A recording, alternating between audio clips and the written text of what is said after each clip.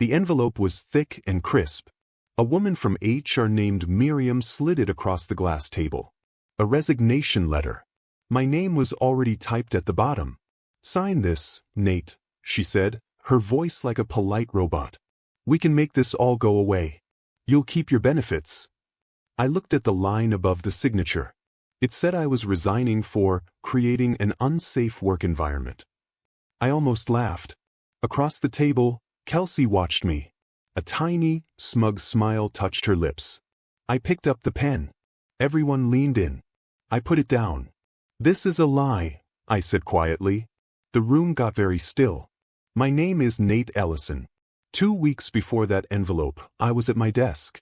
I was helping a junior teammate, Chloe, fix a line of code. I'd been leading this project for months. It was important. Kelsey walked over. She was always loud. "That's not how I told you to structure it," she said to Chloe, cutting me off. She hadn't told her anything. Kelsey hadn't written a single line. But my boss, walking by, heard her. "Thanks for taking the lead, Kelsey," he said. That was the first crack. At the big team meeting, I presented the project results. The numbers were good. Kelsey raised her hand. "Actually, I think Nate's data is off. My metrics show a different story." She threw out a fake number. Our HR director, Miriam, was in the room. She nodded at Kelsey like she was making a smart point. Afterwards, Kelsey cornered me by the coffee machine. "You're great with the technical stuff," she whispered. "Let me handle the presentations. It's better for the team image." I didn't argue. That night, I started saving every single email and file to a private folder. The sabotage happened the day before our demo. I came in early. My entire project file was corrupted. Hours of work were gone. It wasn't a random glitch. Someone had done it. I worked all night to rebuild it. The next morning, my boss called me in. Kelsey was already there, looking upset. "Nate, Kelsey says you accidentally deleted the master file yesterday," my boss said. I looked at her. "Why would you say that?" I asked. She just looked down, playing the victim. Later, she passed me in the hall. "You make the rest of us look lazy," she hissed, still smiling. An email from HR arrived that afternoon. Meeting requested, performance concerns. Miriam from HR called it a coaching chat. She used a soft, worried voice. "We've had some complaints, Nate, about your tone. People feel you can be unapproachable." My stomach sank. "Who said that?" I asked. "We have to protect confidentiality," she said. It was Kelsey. It had to be. She was building a paper trail. That night, I started my own log. I wrote down every date, every false accusation, every time Kelsey took credit. I titled it, "The Truth File." The next lunch in the cafeteria was the worst. I walked in and a group went quiet. They were looking at me. My phone buzzed. A text from a friend in sales. Asterisk heads up. "They're saying you screamed at Kelsey in a meeting. HR is involved." Asterisk I never raised my voice. I took my tray and sat alone. I ate slowly, my face calm. Inside I was furious. But I knew showing it would just help their story. Kelsey watched me from across the room. She looked confused that I wasn't breaking down. The company charity gala was that weekend. I volunteered to help with the tech, like I always did. The CEO's wife, Lydia Harper, ran the charity. She was setting up a slideshow and the projector died. I fixed it in 2 minutes. She remembered me from last year. "You're a lifesaver, Nate," she said. We talked for a minute. She was sharp and kind. She sighed and said, "It's nice to work with someone who just gets the job done. The office politics back at the main building exhaust me." I didn't tell her a thing. But I could tell she saw me. Really saw me. A financial report went out to the whole department with serious errors. It had my name on it. I didn't write it. I was called into a room with Miriam and my boss. Kelsey was there, her eyes red like she'd been crying. "He's been so hostile since I pointed out his mistake," she sniffled. Miriam slid a formal written warning toward me. My hands wanted to shake. Instead, I signed it. I didn't fight. I just took it. As I walked out, I felt the small voice recorder in my pocket. It had been running the whole time. The breaking point was the stairwell. I was going down to the lobby. I heard their voices one flight up. Kelsey and Miriam. Just get him to sign the resignation, Miriam said. Once he's gone, the director title is yours. We'll say he couldn't handle the pressure. My blood went cold. I held my breath and kept the recorder going. I had it. Proof. That night, I didn't sleep. I organized everything. The corrupted files, the false reports, the stolen credit, the HR conspiracy. Then I wrote one very careful, very respectful email. I attached my evidence. I sent it to Lydia Harper's private foundation email address. For 3 days, nothing happened. Silence. At work, Kelsey was louder, happier. She acted like she already had my job. Miriam avoided my eyes completely. I played my part.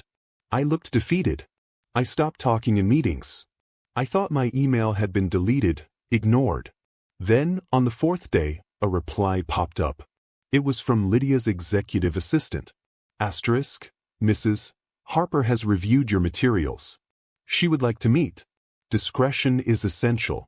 Can you come to the foundation offices tomorrow at 5 p.m.?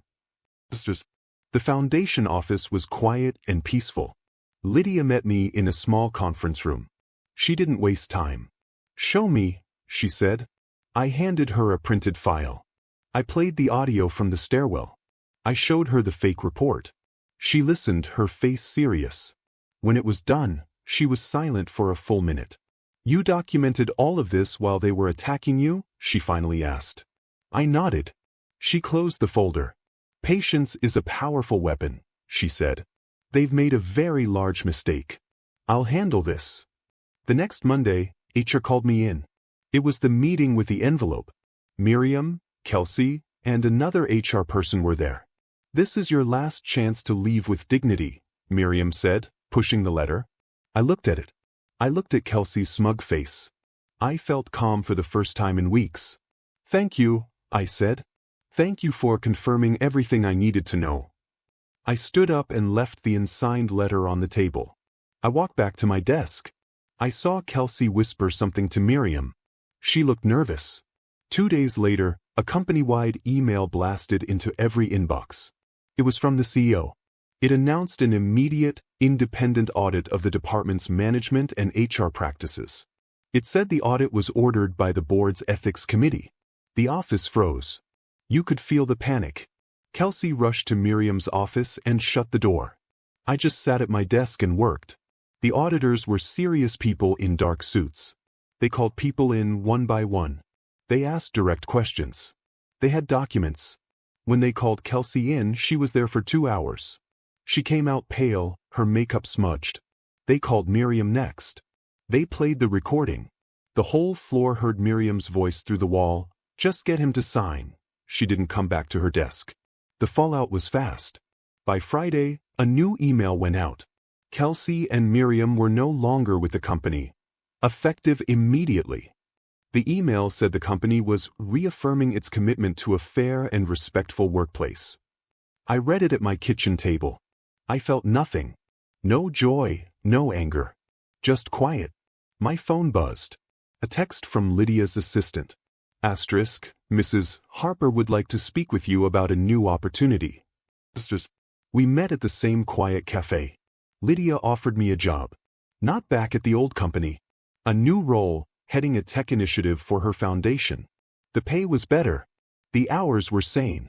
You have a rare quality, she said. You fight for what's right without becoming what you're fighting against. I need that on my team. I accepted. I gave my 2 weeks' notice at my old job. My boss was shocked. He stammered, asked if it was about the audit. I just smiled and said, it's time for a new challenge. In the weeks after I left, the rumors trickled in. Kelsey tried to sue for wrongful termination. The company's lawyers showed the auditor's findings. Her case was dismissed. Miriam's LinkedIn profile vanished. I got messages from old coworkers. Asterisk, I'm so sorry I didn't speak up. We all knew what she was doing. Asterisk, I never replied. I had already moved on. Months later, the foundation held a big fundraising gala. The CEO, Mr. Harper, gave a speech. He talked about integrity. He said, Recently, we were reminded that real courage is often quiet. It's the employee who does the right thing, even when it's hard, and trusts that the truth has its own power. He didn't say my name. He didn't have to. I was standing in the back, near the door. Lydia caught my eye from the head table and gave me a small, firm nod. My new role is different. I help small nonprofits with their tech. I mentor young developers. The feeling of being watched, of being hunted, is gone. A new colleague asked me once, "You seem so calm. Weren't you angry? Didn't you want revenge?" I thought about it. The truth was the revenge, I said. I just had to get out of its way and let it work. Last week, I saw a headline on a business news site. It was about a mid-sized tech firm. Their new head of people operations was being let go after a probe into irregularities. The name was Miriam. I closed the article. My phone chimed. It was a message from Lydia. It just said, "The good guys don't always finish last. They just finish with a clean conscience. Proud to have you on the team." I leaned back in my chair. I thought about that glass room, that envelope, and Kelsey's smug smile. They tried to bury me. They didn't know they were planting seeds. And they had no idea who was about to water them.